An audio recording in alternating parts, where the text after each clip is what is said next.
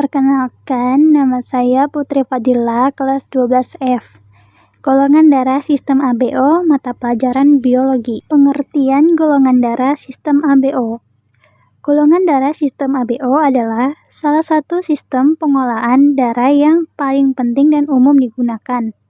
Sistem ini mengklasifikasikan darah manusia berdasarkan adanya antigen A dan B pada permukaan sel darah merah, serta jenis antibodi yang ada dalam plasma darah.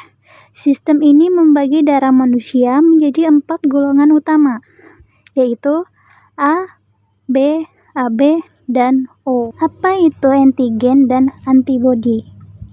Antigen, molekul yang dapat memicu respon imun tubuh dalam konteks golongan darah. Antigen A dan B adalah protein spesifik yang menempel pada permukaan sel darah merah. Antibodi, protein yang diproduksi oleh sistem imun sebagai respon terhadap antigen asing. Antibodi akan berusaha menghancurkan antigen yang dianggap sebagai ancaman. 4 golongan darah sistem ABO. 1. Golongan darah A.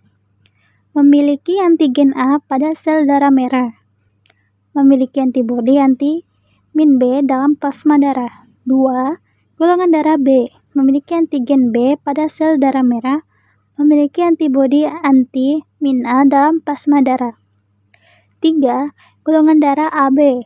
Memiliki baik antigen A maupun B pada sel darah merah, tidak memiliki antibodi terhadap antigen A atau B. 4. Golongan darah O. Tidak memiliki antigen A maupun B pada sel darah merah. Memiliki antibodi anti-min A dan anti-min B dalam plasma darah. Contoh persilangan sistem golongan darah ABO homozigot. Sebelum kita memasuki contoh persilangannya, kita harus tahu pengertian homozigot dan heterozigot. Homozigot artinya memiliki 2 alel yang sama, misalnya IA untuk golongan darah A atau II untuk golongan darah O. Heterozigot artinya memiliki 2 alel berbeda untuk suatu sifat, misalnya IA dan I untuk golongan darah A. Contoh pertama, persilangan homozigot A, IA dengan homozigot B, IB. Genotip orang tua, ayah IA, golongan darah A, homozigot. Ibu IB, golongan darah B, homozigot. Tabelnya IB, IA.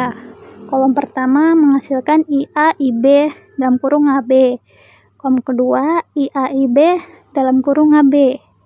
Kolom ketiga IA/IB dalam kurung AB. Kolom 4 IA/IB dalam kurung AB. Hasil fenotipnya 100% keturunan memiliki golongan darah AB.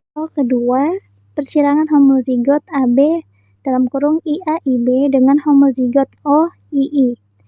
Genotip orang tua, ayah IA/IB golongan darah AB homozigot, ibu II golongan darah O homozigot.